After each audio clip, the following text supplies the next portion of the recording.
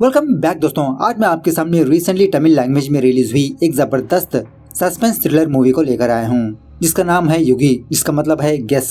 Actually ये movie एक ही साथ मलयालम और तमिल में शूट की गई, बस कैरेक्टर्स डिफरेंस है, स्टोरी एग्जैक्टली सेम है। मूवी के बारे में बात करें तो मुझे तो ऑसम मूवी लगी। मतलब मूवी चलते समय ऑडियंस को कुछ भी समझ में नहीं आता कि एक्चुअली मूवी में हो क्या रहा है, लेकिन क्लाइमैक्स में जब कहानी के पर्दे हटने लगते हैं तो इट्स माइंड ब्लोइंग। कहानी ये है कि एक लड़की मिसिंग हो जाती है। उस लड़की को ढूंढने के लिए काफी सारे लोग इधर उधर इन्वेस्टिगेशन करने लगते हैं। इसे आगे नहीं बताऊंगा, आप वीडियो को पूरा देखना जरूर। तो चलिए बिना टाइम वेस्ट किए लेट्स स्टार्ट। और उससे पहले लुटा दो प्यार, फॉलो इंस्टाग्राम। मूवी की शुरुआत में ही कार्तिका नाम की एक लड़की रोते हुए बस स्टॉप पर खड़ी रहती है और उसी तरह शायद किसी का वेट भी करती रहती है। थोड़ी देर बाद कार्तिका के पास एक कार आकर उसको पिकअप कर ले जाती है या उसे किडनैप कर ले जाती है। दूसरे सीन में सेल्वम नाम के एक फिल्म डायरेक्टर को दिखाया जाता है जो फिलहाल एक लीडिंग हीरो गुरुप्रसाद को अपनी मूवी की कहानी सुनाते रहता है।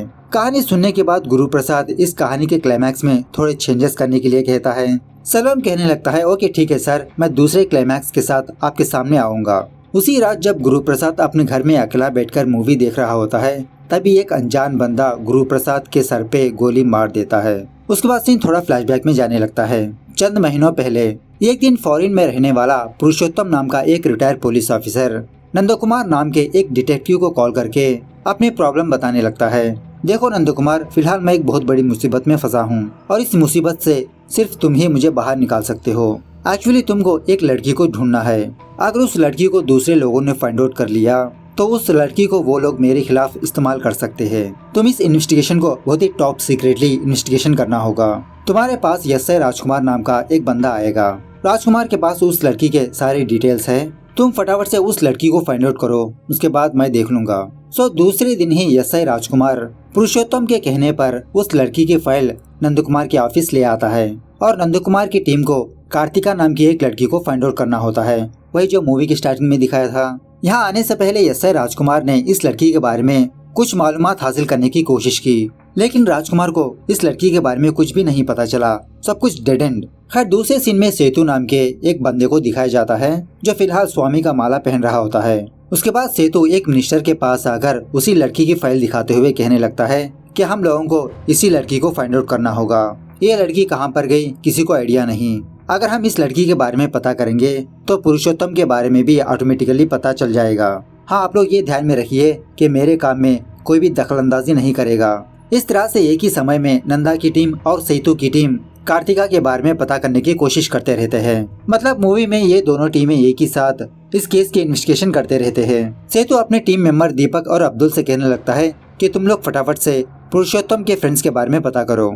इस तरफ नंदा की टीम उस घर के पास आते हैं जहाँ पर पहले कार्तिका रहती थी और फिलहाल इस घर में दूसरी फैमिली रहती है। जब नंदा की टीम इस फैमिली से कार्तिका के बारे में पूछने लगते हैं तो ये फैमिली टोटली इनकार कर देते हैं कि हम लोग इस लड़की को नहीं जानते। स्टार्टिंग से ही हम लोग यहाँ पर रहते हैं, बार बार यहाँ पर आकर हम लोगों को डिस्टर्ब मत किया करो।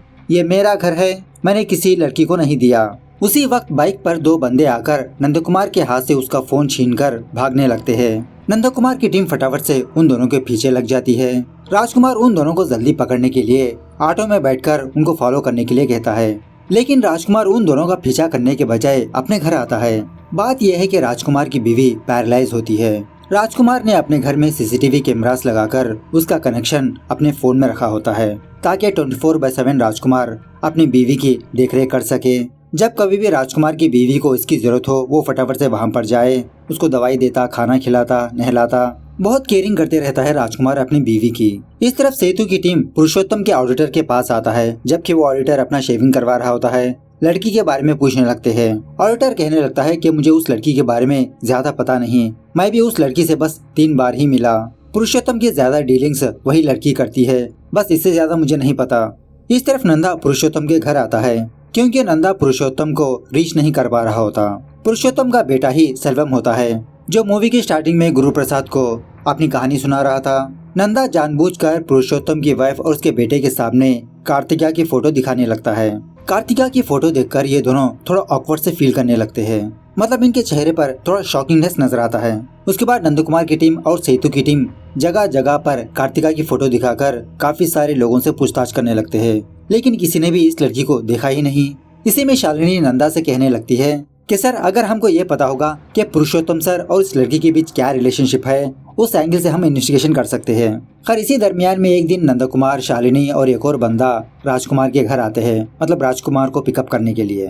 घर में आने के बाद तब जाके दूसरे लोगों को ये बात पता चलती है कि राजकुमार की वाइफ पैरालाइज है। इसीलिए उस दिन राजकुमार भागते हुए अपने घर आया और ज्यादा से ज्यादा टाइम अपने वाइफ के साथ ही बिताता है। और इसी तरह एक कमरे में राजकुमार ने एक कुत्ता बांध के रखा होता है जो अपनी वाइफ की देखरेख कर सके। शालिनी से कहने लगता है कि जब ये दोनों कहीं पर जा रहे थे, इन दोनों का एक जबरदस्त एक्सीडेंट हो गया। राजकुमार की वाइफ के सर पे जबरदस्त चोट आने की वजह से इसके नर्व सिस्टम को डैमेज हो गया। डॉक्टर्स ने तो जवाब ही दे दिया था, लेकिन राजकुमार ने बहुत ही मुश्किल से अपनी बीवी की जान बचाई। टाइम पर इसको मेडिसिन दे रहा है, अब धीरे धीरे रिकवर हो रही है। उसी रात नंदा की टीम दोबारा उसी घर में आती है चोरी चुपके, जहाँ पर पहले कार्तिका रहती थी। मतलब कुछ दिनों पहले एक फैमिली ने इन लोगों को वार्निंग दिया था ना, उसी घर में इस घर की तलाशी लेने लगते हैं। तो नंदा की टीम एक दीवार पर कार्तिका का नाम देखते हैं, जिसका मतलब इस घर में पहले कार्तिका रहती थी। तभी इस घर के फैमिली मेंबर्स आ जाते हैं। इस बंदे से पूछताछ करने पर यह बंदा जो है वो बताने लगता है कि एक्चुअली ये घर इसका नहीं, ये यहाँ पर किराए पे रह रहा है। इस घर के मालिक का नाम है कोकी कुमार। उसी ने मुझसे कहा था कि अगर कोई यहाँ पर आकर किसी के बारे में पूछे तो तुम लोग उन लोगों को यही कहना कि ये घर तुम्हारा ही है। इसीलिए सर यहाँ पर जो कोई भी आता उन सारे लोगों को ये घर अपना ही बताता हूँ, इससे ज्यादा मुझे कुछ पता नहीं। इस तरफ सेतु की टीम भी चोरी चुपके एक और बंदे के घर में घुसते हैं। पुरुषोत्तम और उस लड़की के बारे में पूछने लगते हैं। ये बंदा कहने लगता है मुझे बस इतना पता है कि पुरुषोत्तम की दूसरी बीवी है जिसका नाम है स्टेल्ला। कुछ दिनों बाद मैंने सुना कि पुरुषोत्तम की दूसरी बीवी की डेथ हो गई और उन दोनों की एक बेटी भी है, इससे ज्यादा मुझे नहीं पता। सो सेतु और उसकी टीम एक चर्च जाकर स्टेल्ला नाम के एड्रेस वालों की लिस्ट निकालते हैं। इस तरफ नंदा की टीम कोकी कुमार के पास आते हैं। इससे पूछताछ करने पर कोकी कुमार कहने लगता है अरे सर वो घर एक्चुअली मेरा है ही नहीं, उस घर का रियल मालिक अमेरिका में है, मैं बस उसके घरों की देखरेख कर रहा हूँ। कुछ दिनों पहले एक लड़की मुझे थोड़ा एडवांस देकर उस घर में रहती थी, लेकिन अचानक से एक दिन वो लड़की गायब हो गई। बहुत सारे लोग वहाँ पर आकर उस लड़की के बारे में पूछताछ कर रहे थे, तो मैंने उन लोगों को मना कर दिया कि मैं उस लड़की को जानता नहीं। मैंने सोचा शायद वो लोग उस लड़की के रिश्तेदार होंगे, मैं उस लड़की को एडवांस देना है ना, इसीलिए एडवांस बचाने के लिए मैंने ऐसा कहा और कहने के लिए कहा। जब उस लड़की को एक नर्स देखने के लिए आती थी, क्योंकि सर वो लड़की प्रेग्नेंट थी ना। यह सुनने के बाद नंदा की टीम सोचने लगती है कि प्रेग्नेंट लड़की अचानक से कहाँ गायब हो सकती है। खैर उसके बाद घर वापसी में नंदा शालिनी और राजकुमार को एक सीक्रेट बात बताने लगता है। जब पुरुषोत्तम ने नंदा कुमार को कॉल किया था, नंदा कुमार से कहा था कि वो लड़की इसकी दूसरी बीवी की बेटी है। इसीलिए नंदा कुमार ने अब तक ये बात अपनी टीम से शेयर नहीं की, क्योंकि पुरुषोत्तम ने कहा था ना इससे टॉप सीक्रेट। इसी बातों में राजकुमार अपने फोन में ये देखता है कि इसकी बीवी नीचे गिर गई। नंदा को फटाफट से गाड़ी रोकने के लिए कहता है या तो इसके घर की तरफ मुड़ने के लिए कहता है, लेकिन अब नंदा किसी भी तरह करके पुरुषोत्तम से कांटेक्ट करना चाहता है। पुरुषोत्तम को एक न्यूज बतानी है कि इसकी दूसरी बेटी प्रेग्नेंट थी, लेकिन राजकुमार जिद पर खड़ा रहता है कि फटाफट से गाड़ी रोको। जब नंदा कुमार गाड़ी नहीं रोकता, राजकुमार स्टीयरिंग इधर उधर घुमाने लगता है। इन तीनों का एक्सीडेंट होते होते बच जाते हैं ये तीनों। गाड़ी रुकने के बाद राजकुमार फटाफट से ऑटो के जरिए से अपने घर जाता है, अपनी बीवी की जरूरतों को पूरी करने लगता है। मतलब बेचारी नीचे गिर चुकी होती है, इसे मरहम पट्टी करता है, दवाई खिलाने लगता है, खाना वाना। इस तरफ जब सेतु की टीम स्टेल्ला के घर के पास आते हैं, तब जाके सेतु की टीम को ये बात पता चलती है कि वो लड़की पुरुषोत्तम की दूसरी बीवी की बेटी है। इस तरफ नंदा की टीम हर एक हॉस्पिटल जाकर कार्तिका के बारे में पूछने लगते हैं। फाइनली एक हॉस्पिटल में शालिनी को ये बात पता चलती है कि कार्तिका जब यहाँ पर आया करती थी और डॉक्टर चंद्रिका मैडम से मिला करती थी। शालिनी नंदा और राजकुमार को कॉल करके डॉक्टर चंद्रिका के घर के पास आने के लिए कहती है। जब ये तीनों लोग चंद्रिका के घर के पास जाते हैं तो उस घर में डॉक्टर चंद्रिका लटकी होती है हैंगिंग में। मतलब किसी ने चंद्रिका को मार दिया या इसी ने सुसाइड कर लिया। उस घर में तलाशी लेने पर शालिनी को ब्रेसलेट का एक छोटा सा टुकड़ा मिलता है और शॉकिंगली वो टुकड़ा नंदा के हाथ का ही होता है। मतलब नंदा के हाथ में एक माला होती है, उसका टुकड़ा होता है वो। ये देखकर शालिनी और राजकुमार को नंद कुमार के ऊपर शक होने लगता है। उसके बाद सीन थोड़ा फ्लैशबैक में जाने लगता है। फ्लैशबैक में हम नंद कुमार का एक्सीडेंट देखते हैं। उसके बाद कार्तिका रोते हुए एक हॉस्पिटल में आती है, क्योंकि कार्तिका का हस्बैंड का एक्सीडेंट हुआ। इसका हस्बैंड आईसीयू में मौजूद है, बहुत ही सीरियस कंडीशन है इसकी।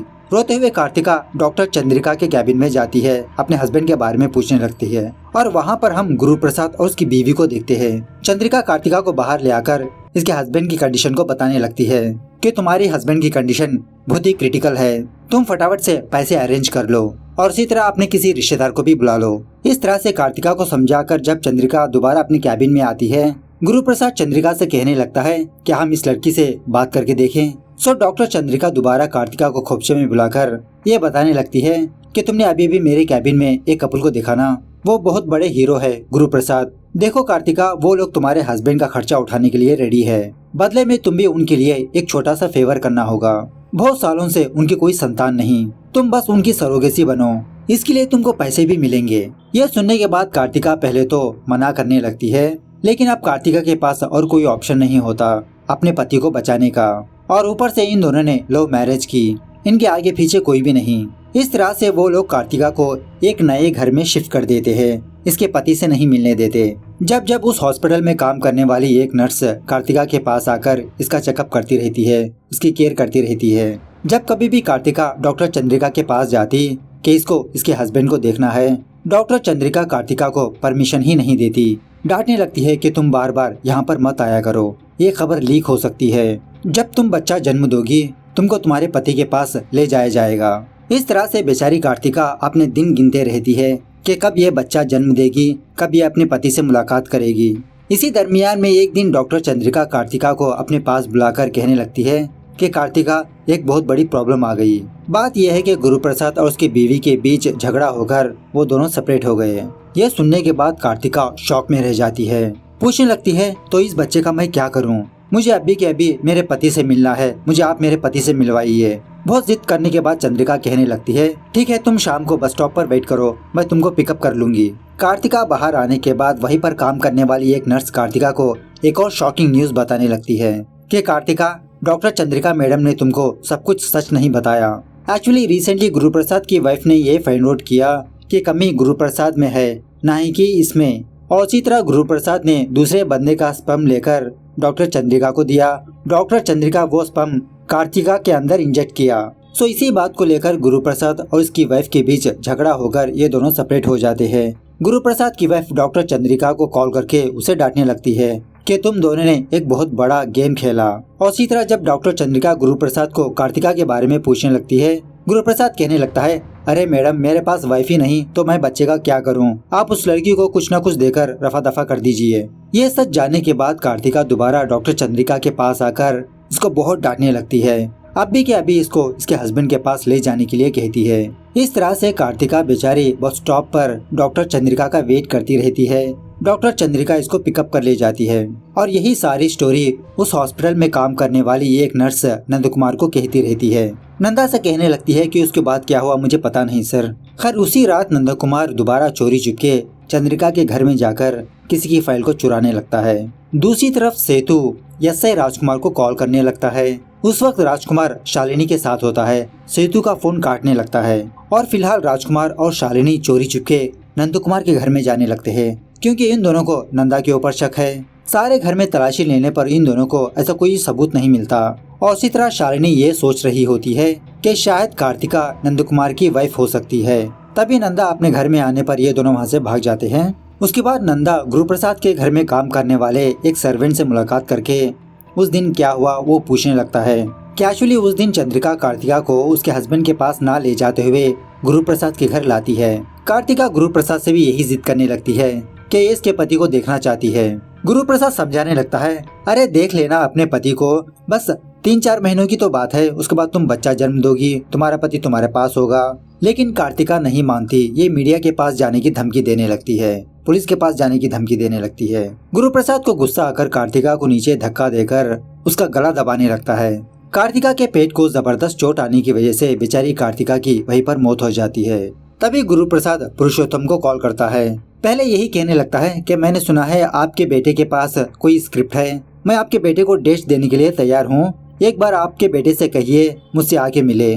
और उसी तरह सर एक छोटी सी प्रॉब्लम आ गई, मेरे घर में एक सर्वेंट कुछ पैसे चुराकर भाग रही थी, मैंने बस उसे धक्का दिया और वो मर गई, क्या आप प्लीज इस मामले को थोड़ा संभाल सकते हो? और एक्चुअली पुरुषोत्तम 3 महीनों बाद रिटायर होने वाला होता है। सो उसी रात पुरुषोत्तम अपने कुछ आदमियों को गुरु प्रसाद के घर भेजता है। वो लोग कार्तिका की लाश को कहीं पर ले जाने लगते हैं। इस तरह से उस घर में जो कुछ भी हुआ वो सर्वेंट नंद कुमार को बताता है। उसके बाद क्या हुआ इसको पता नहीं। उसके बाद नंद कुमार एक गुंडे को पकड़कर मार पीट कर कार्तिका के बारे में पूछने लगता है।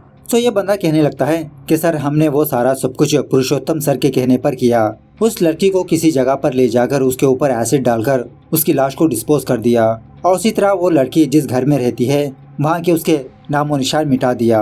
उसके बाद हमको दोबारा नंद कुमार का एक्सीडेंट का सीन दिखाया जाता है, जहाँ पर एक दिन नंद कुमार और उसके बीवी का एक्सीडेंट हो गया और यहाँ पर हम ये देखते हैं कि नंद कुमार की बीवी कार्तिका नहीं बल्कि कोई और है। उस एक्सीडेंट में नंद कुमार की बीवी मारी गई थी। उसके बाद सीन प्रेजेंट डे पर शिफ्ट होता है, जहाँ पर सारे टीवी न्यूज चैनल्स में गुरु प्रसाद की ही न्यूज चलती रहती है कि किसी ने गुरु प्रसाद को गोली मार दिया और shockingly Guru Prasad murder case में पुरुषोत्तम अरेस्ट होता है।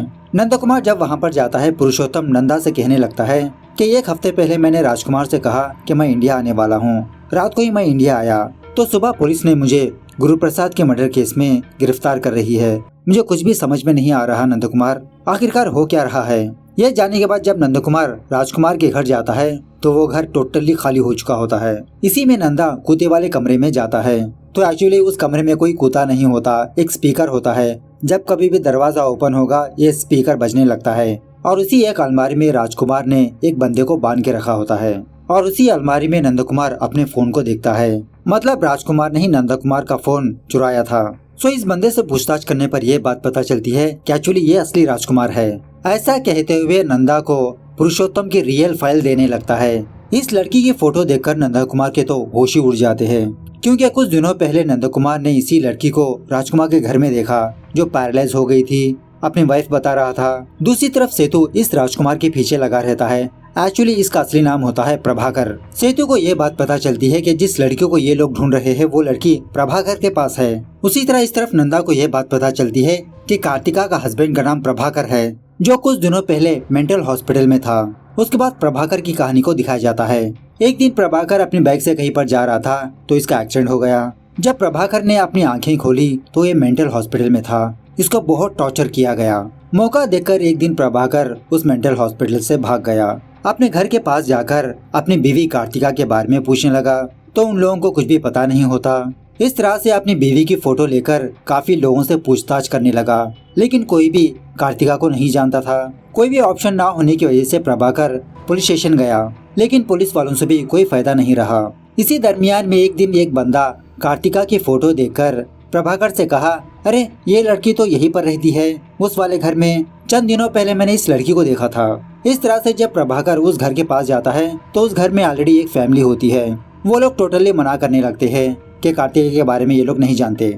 इसी दरमियान में प्रभाकर को सेतु के टीम मेंबर दीपक और अब्दुल के बारे में पता चलता है कि ये दोनों किसी लड़की के बारे में तलाश कर रहे हैं। सो उन दोनों से पहले प्रभाकर उस लड़की के घर के बारे में पता कर लेता है। मतलब ये लड़की पुरुषोत्तम की दूसरी बीवी की बेटी होती है, पवित्रा। सो प्रभाकर पुरुषोत्तम के बारे में पता करने के लिए पवित्रा को किडनैप कर लेता है और इसको पैरालाइज की दवाइयाँ देते हुए अपने घर में बांध के रखता है।